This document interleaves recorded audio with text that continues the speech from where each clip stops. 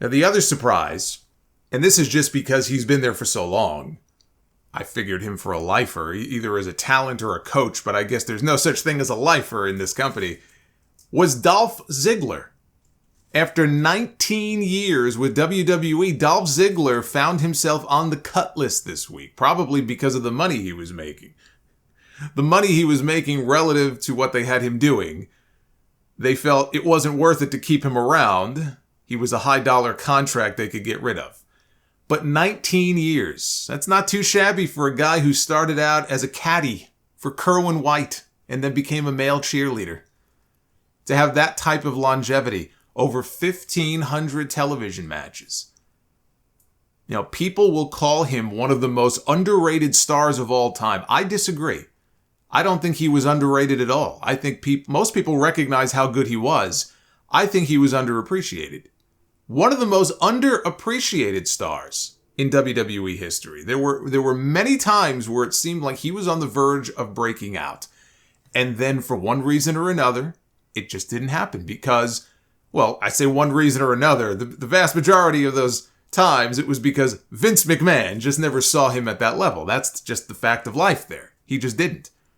I don't need a newsletter to tell me that. I don't need to have been in the locker room to know that. All I need to do is watch the product for the past 20 years.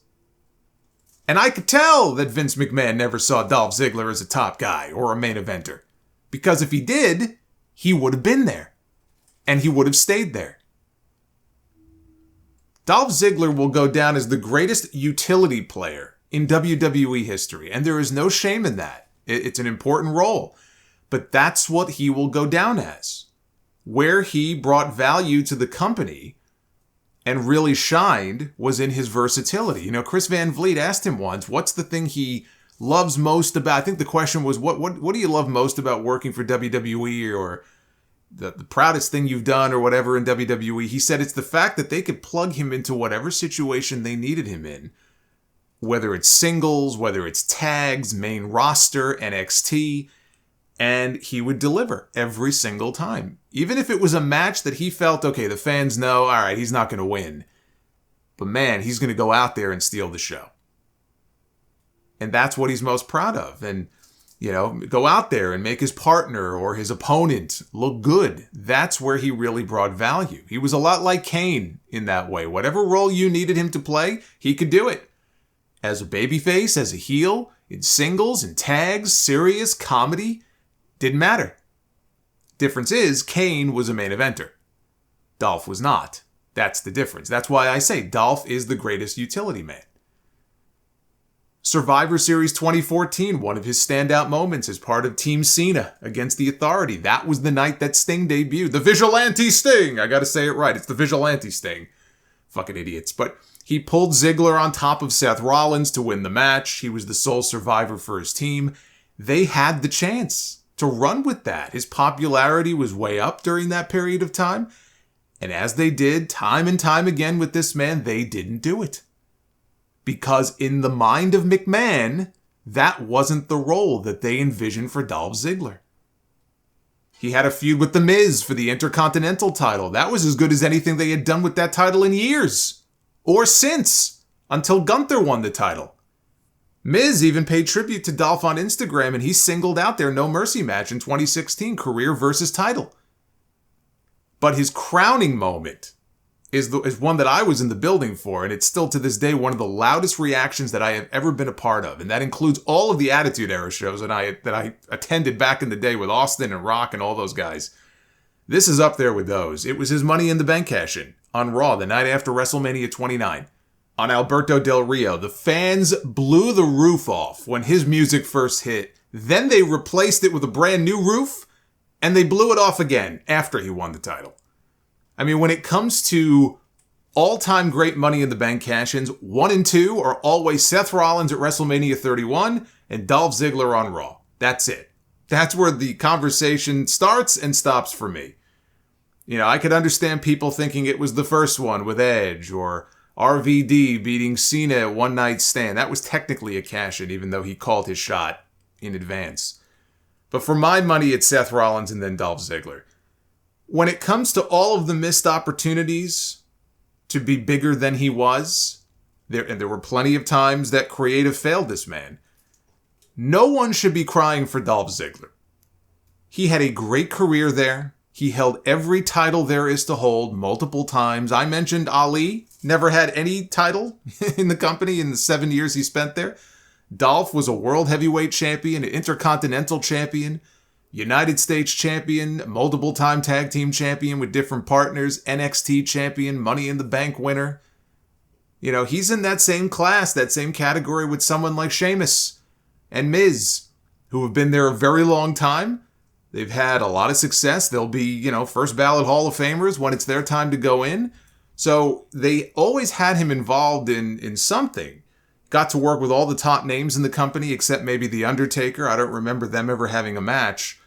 It may have happened, but I just don't remember it. But, John Cena, Randy Orton, Kane, Edge, Daniel Bryan, CM Punk, Chris Jericho, Rey Mysterio, Seth Rollins. I mean, he worked with them all.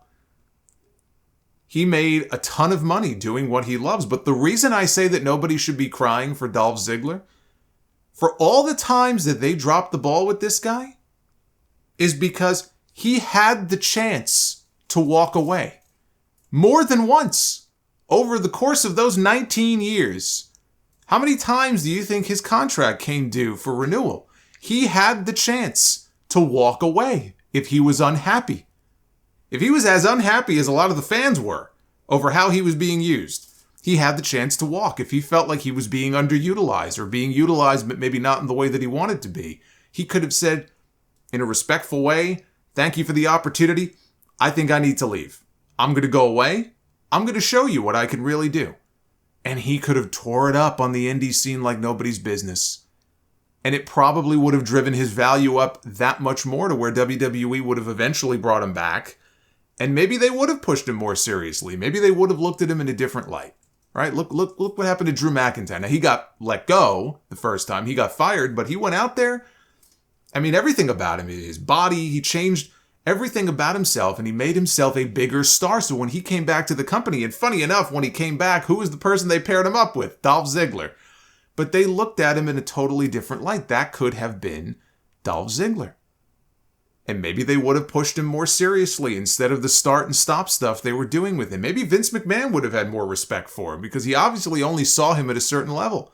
Sometimes people have to go out and do that sort of thing, and it's almost like they earn his respect in that way. Like, oh, okay, you went out, and I see what you did. And I don't know, maybe that's part of the problem there. But he opted to stay and re-sign and take the money, and there's nothing wrong with that, but that was his choice. So don't cry for Dolph Ziggler. He stayed because he wanted to stay. He was happy to do whatever they asked of him. And whatever missed opportunities there may have been, look, you get smacked in the face once, it doesn't feel too good, but okay. You didn't see it coming. By the third or fourth time, you really can't be angry and pretend that you didn't see it coming. At that point, you're making a conscious choice to stay, and you take the good with the bad. That's just how it goes. They respected him enough that they put Drew with him when Drew came back to the company because they knew Drew was going to be a big deal. And how do we get him ready for that? Dolph could work with him and be partners with him. And then later when there's the turn, they could be opponents. He'll help get McIntyre over to that next level. They put the NXT Championship on him last year and they had him working with Braun Breaker because they knew that Braun working with Dolph could only elevate Braun's game. Right? What a great guy to learn from. What a great guy to help make Braun look like $1 million. And what's funny about that, it's actually something that Scott Hall said years ago about Dolph, that the way Dolph sells for his opponents, he's almost too good at it. And when you're too good at selling, the company sees that and you immediately become the guy who can sell for everyone else and make them look good.